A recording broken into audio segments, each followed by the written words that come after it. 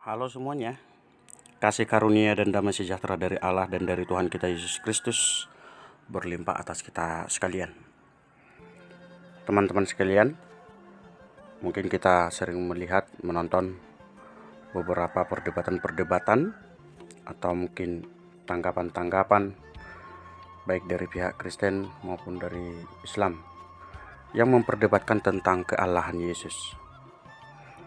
Seperti dalam salah satu video ini, Ustadz Adi Hidayat mengatakan bahwa Yesus bukan Tuhan.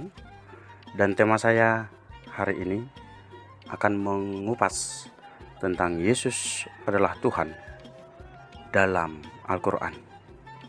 Ini bukan bermaksud memperdebatkan atau melecehkan iman Islam, tetapi saya mengikuti logikanya Islam sendiri lewat Al-Quran untuk membuktikan bahwa Yesus adalah Allah.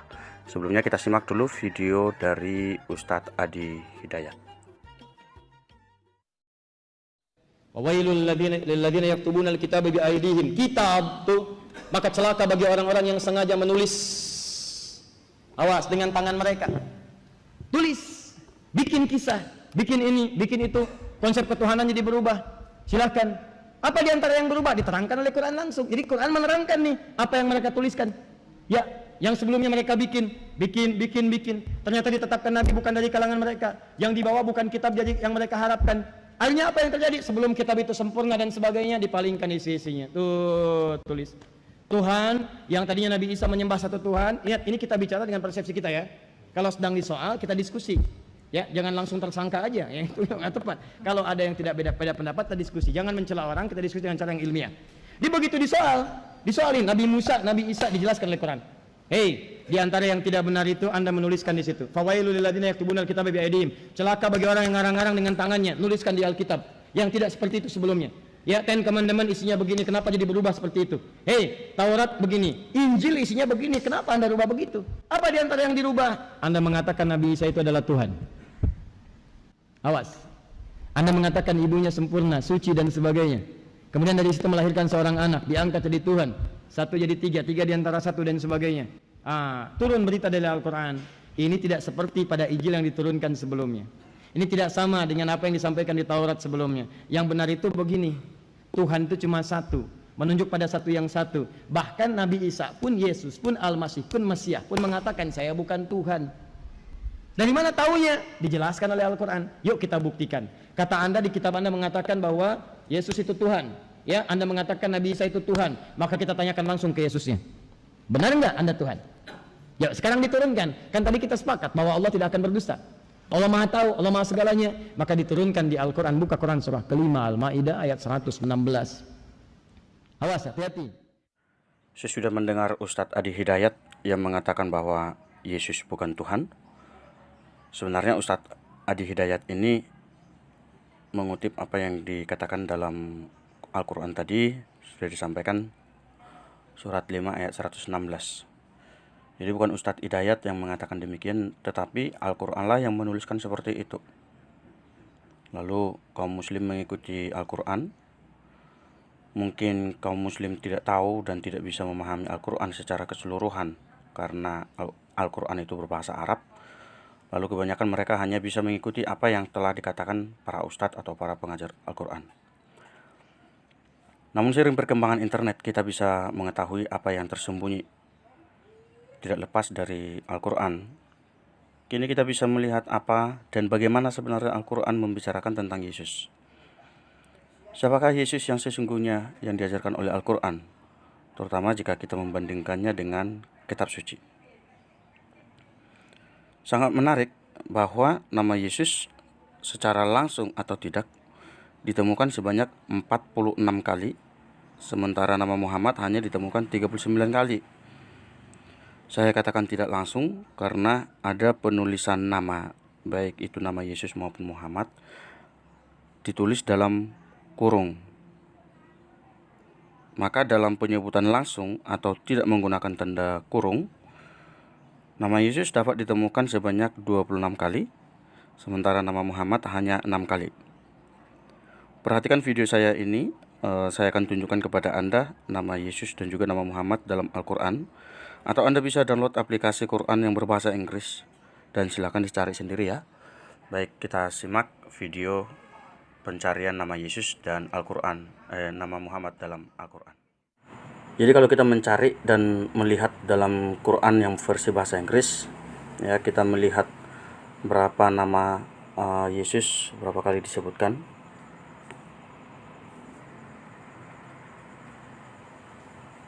Cari, nah 46 ditemukan. Nah, kalian bisa melihat seperti yang saya katakan tadi, ada yang dalam tanda kurung. Nah, maksud saya di sini sekali lagi, ini berarti secara tidak langsung dimaksudkan. Nah, sementara ada yang langsung disebutkan seperti surat 2 ayat 87. We also gave Jesus. Nah, ini kan langsung, tidak menggunakan tanda kurung. Jadi kalau yang tidak menggunakan tanda kurung ini, saya cari tadi, saya hitung semua, itu sebanyak 26 kali nama Yesus disebutkan. Ya, nama Yesus di total semua ada 46. Sekarang nama Muhammad.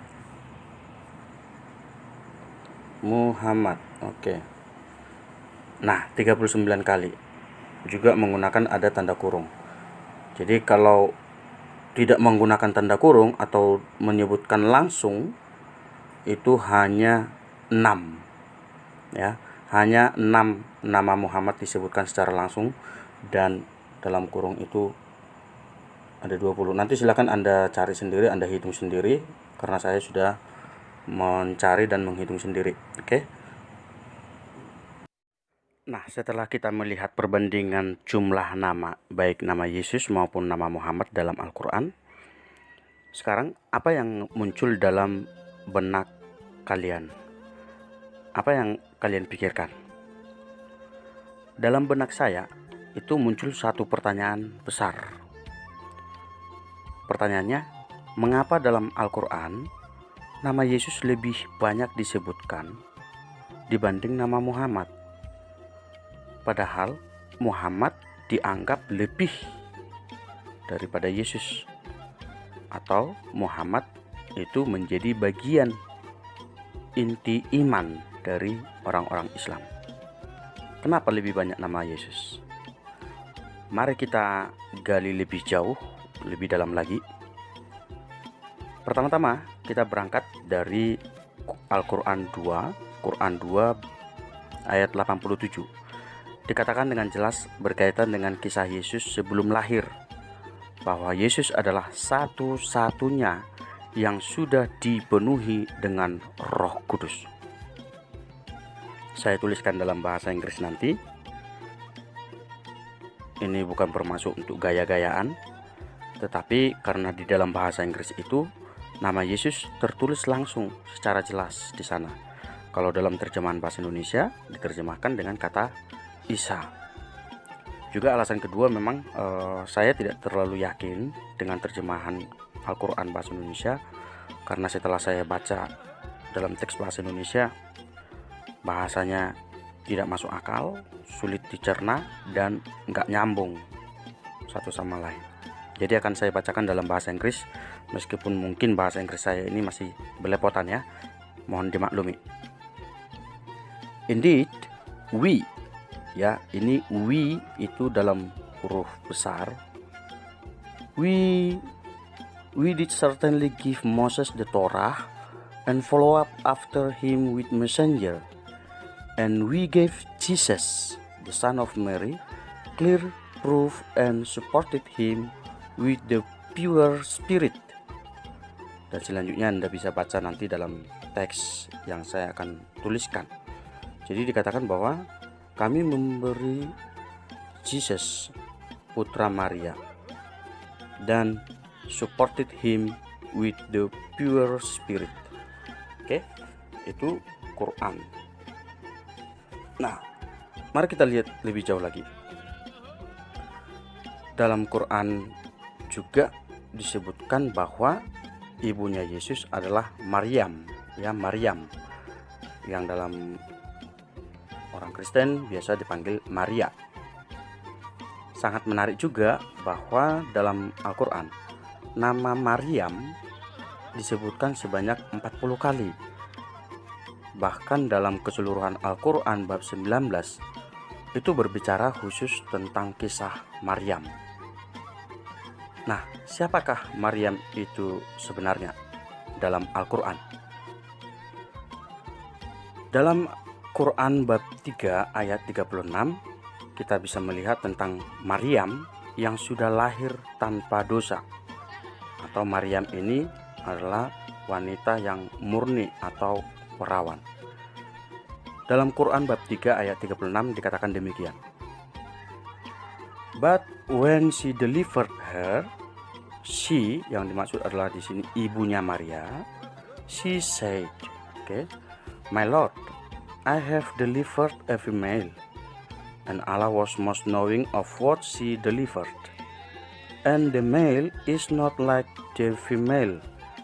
And I have named her Mary, and I seek refuge for her in you, and for her descendants from Satan, the expelled from the mercy of Allah. Jadi Allah sendiri yang memberikan nama, and I have named her Mary. Allah sendiri yang memberikan nama kepada anak itu, namanya Maryam. Nah, kemudian dilanjut bab 3 ayat 42. Ya, bab 3 ayat 42. And mention when the angel said, O Mary, indeed Allah has chosen you and purified you and chosen you above the women of the world. Jadi dikatakan bahwa Allah sudah memberikan nama kepada Maria. Allah telah memilih Maria dan menyucikan dan memilih Maria dari semua wanita di dunia. Masih ada lagi dalam Quran bab 3 ayat 47. She said, she di sini adalah Maria. My Lord, how will I have a child when no man has touched me? The angel said, such is Allah. He creates what he wills. When he decrees a matter, he only says to it, be, and it is. Maka menjadi semakin tampak jelas bagaimana Al-Quran menceritakan tentang Maria. Ketika malaikat Gabriel atau Jibril menjumpai Maria, Maria berkata, bagaimana mungkin saya punya anak sementara belum ada laki-laki yang menyentuh saya? Lalu malaikat berkata, sama seperti Allah ketika menciptakan apa yang dikehendakinya. Ketika Allah bersabda, dia hanya mengatakan jadilah, maka jadi. Nah, ini adalah sumber-sumber dari Al-Quran. Maka jika Allah menciptakan seorang anak dalam tubuh Maria tanpa berhubungan dengan laki-laki, yang kemudian nama anak itu adalah Yesus, maka sesungguhnya yang menjadi bapanya Yesus itu adalah Allah. Berarti dalam hal ini tidak salah jika dalam kitab suci Kristen Yesus menyebut Allah sebagai bapanya. Hanya saja selama ini Muslim selalu menolak bahwa Allah tidak punya anak, dan sebaliknya Yesus memanggil Allah sebagai Bapa. Nah, kalau kita melihat dan membandingkan apa yang tertulis dalam Al-Quran, tidak salah sebenarnya. Saya tidak tahu apakah kaum muslim ini yang tidak paham dengan Al-Quran atau bagaimana, itu persoalan berbeda. Sementara itu dalam Quran bab 3 ayat 45 dikatakan bahwa Allah memberi kabar baik melalui kata atau sabda, dan nama sabda itu adalah Yesus. And mention when the angel said, O Mary, indeed Allah gives you good tidings of a word from him, whose name will be the Messiah, Jesus, the son of Mary. Distinguished in this word and the hereafter and among those brought near to Allah. Nah, Quran 3 ayat 45 ini juga dikuatkan dengan Quran 57 ayat 28 yang mengatakan bahwa Yesus adalah sang nabi yang akan menunjukkan pada muslim sebuah terang bagi mereka yang berjalan, dan juga bahwa Yesus telah memiliki otoritas dari Allah untuk mengampuni dosa-dosa manusia dalam Quran 57 ayat 28. Ini bunyinya.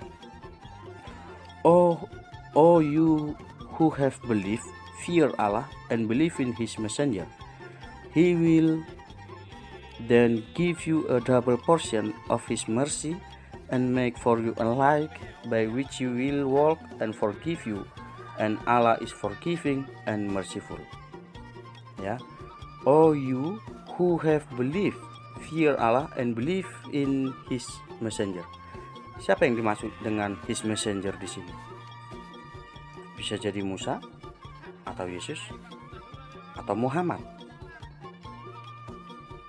Nah, membaca Al-Quran rasanya menjadi sangat lucu ketika kita membandingkan dengan kitab suci. Mengapa? Karena apa yang tertulis dalam Quran tadi tentang Yesus, tentang Maria, itu hampir sama atau ada mirip-miripnya dengan sebagian isi kitab suci. Nah, jadi siapa di sini yang mencontek atau yang mencuri isi teks? Saya yakin penulis Al-Quran yang mencontek atau yang mencuri, karena jauh sebelum Al-Quran ditulis, kitab suci yang berisi kisah tentang Yesus sudah ada. Quran ditulis sekitar tahun 700 sampai 800-an, sementara kitab suci itu sudah ada di tahun kedua sebelum Masehi. Tahun kedua Masehi. Oke, lupakan ini. Saya akan menunjukkan pertentangan-pertentangan dalam Al-Quran. Pertentangan yang saya maksud adalah bahwa teks Al-Quran tidak saling mendukung atau tidak saling melengkapi. Nanti kalian akan mengikuti ini, kalian akan melihat sendiri bagaimana pertentangan-pertentangan yang ada dalam Al-Quran. Sekarang kita bandingkan dengan apa yang dikatakan Al-Quran tadi dengan isi kitab suci. Dalam Injil Lukas 1 ayat 26 sampai 27, khususnya ayat 28, dikatakan ketika malaikat itu masuk ke rumah Maria, ia berkata, ia yang dimaksud adalah malaikat Gabriel, berkata, "Salam hai engkau yang dikaruniai, Tuhan menyertai engkau." Kemudian dilanjut ayat 31, "Sesungguhnya engkau akan mengandung dan akan melahirkan seorang anak laki-laki, dan hendaklah menamai dia Yesus." Jadi malaikat hanya berkata, kemudian Maria mengandung. Nah, Quran 4 ayat 171 juga mengkonfirmasi hal yang sama. Dikatakan bahwa Yesus putra Maria adalah utusan Allah yang diciptakan dengan kalimatnya. Tadi yang dikatakan tadi itu ya, jadilah maka jadi. Yang diciptakan dengan kalimatnya, dengan apa? Dengan roh dari Allah. Lalu kita bandingkan atau kita lihat dengan Injil Yohanes 1 ayat 1. Pada mulanya adalah sabda. Oke, bandingkan juga dalam Quran 3 ayat 17. Allah berkata jadilah maka jadi, seperti yang tadi itu. Pada mulanya adalah sabda. Sabda itu ada bersama-sama dengan Allah, dan sabda itu adalah Allah. Nah, disinilah pertentangannya. Banyak Muslim atau Islam yang menentang bahwa sabda itu adalah Allah. Apakah mereka tidak bisa berpikir? Saya tidak tahu. Padahal logikanya seperti ini. Mungkinkah suara saya bisa terpisah dari saya? Suara ini akan tetap suara saya, sekalipun suara ini sudah keluar dari mulut saya. Suara tidak bisa terpisahkan dari yang punya suara.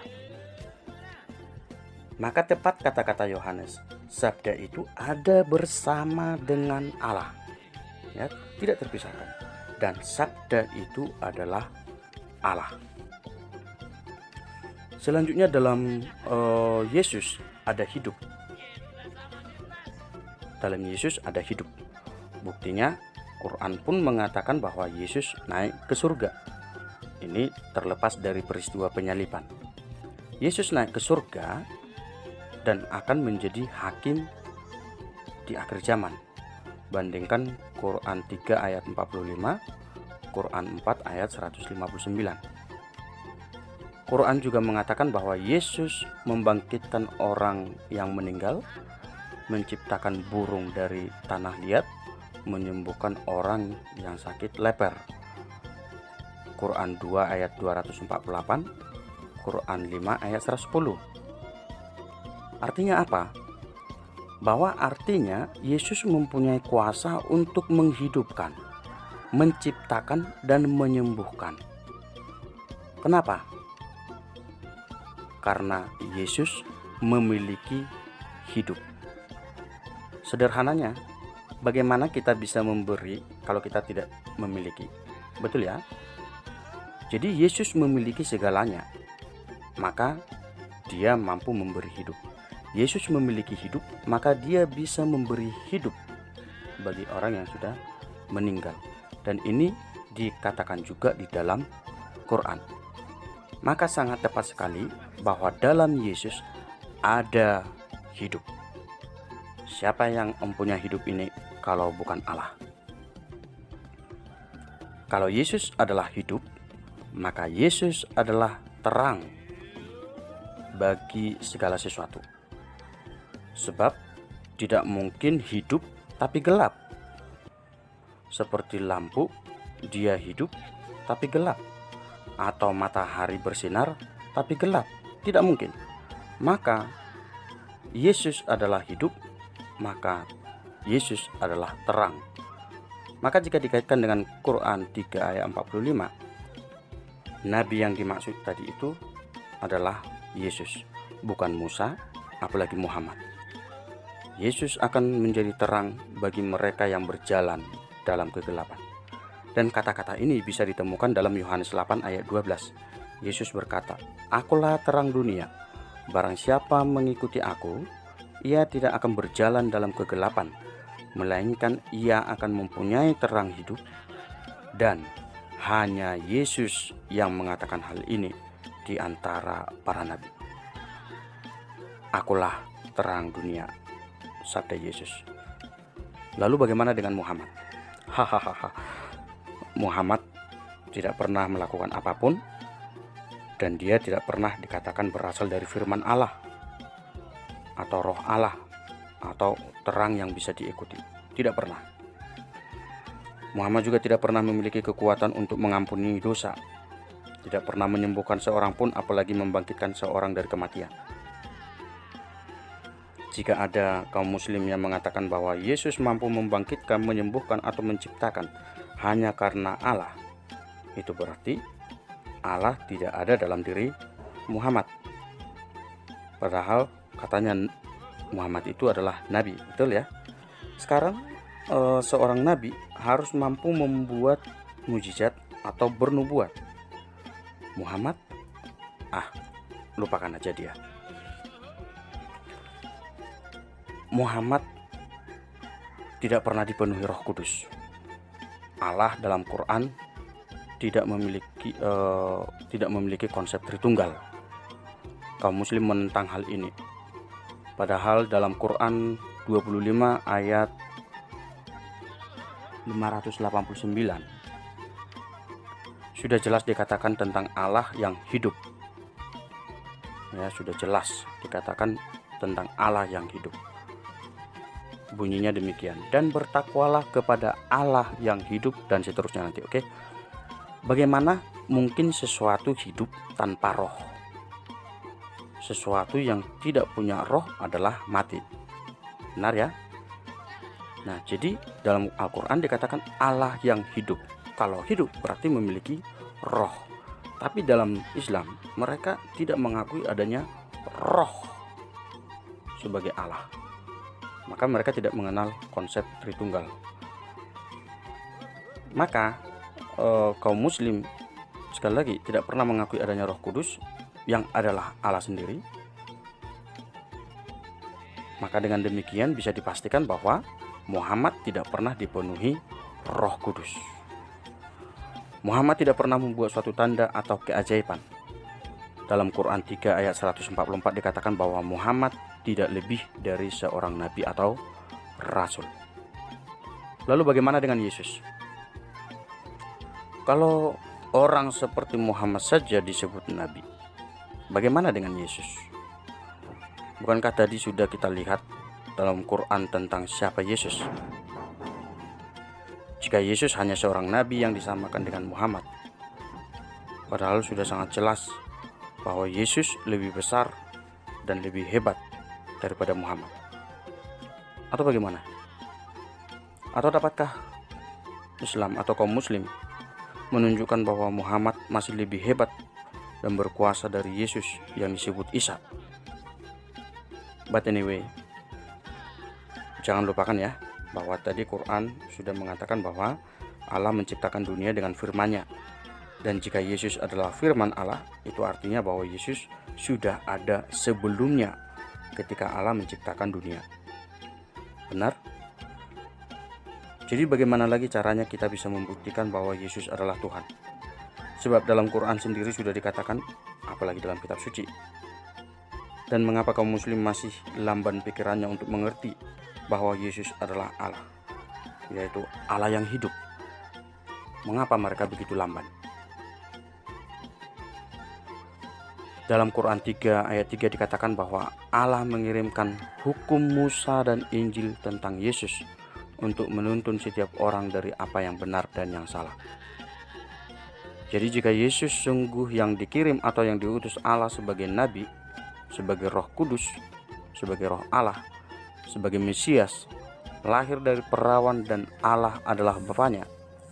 Dan ketika Yesus dalam Quran 43 ayat 63 mengatakan kepada kaum muslim, juga kepada kita, untuk menuruti Dia, untuk taat kepada Yesus, ini akan menjadi lebih baik untuk mendengarkan Yesus daripada Muhammad. Quran 43 ayat 63 dikatakan, "And when Jesus brought clear proofs, He said, I have come to you with wisdom and to make clear to you some of that over which you differ. So fear Allah and obey me." Jadi taatlah pada Yesus. Namun dalam Quran kita tidak membaca lebih tentang apa yang dikatakan atau difirmankan Yesus. Jadi apa yang harus kita lakukan selain membaca kitab suci, merenungkan dan melaksanakan ajaran Yesus? Dalam Quran 10 ayat 94 dikatakan, "So if you are in doubt, O Muhammad, about that which we have revealed to you, then ask those who have been reading the scripture before you. The truth has certainly come to you from your Lord, so never be among the doubters."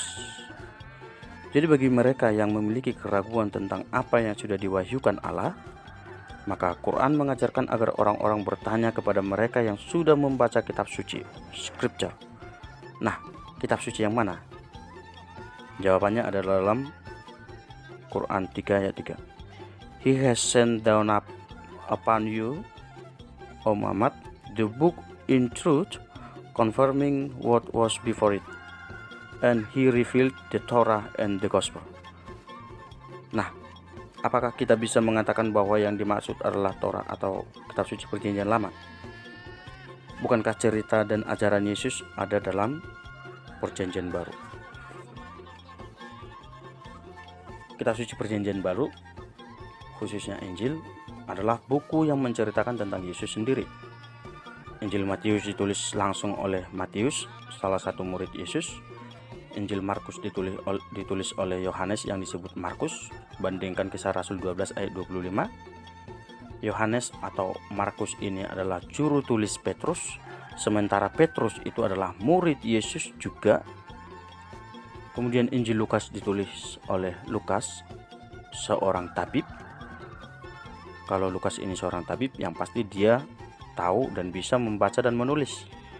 Lalu kemudian Injil Yohanes ditulis langsung oleh Yohanes sendiri, salah satu murid yang sangat dekat dengan Yesus. Keempat Injil inilah yang berbicara tentang Yesus, tentang Roh Kudus, dan tentang ajaran dan karya Yesus.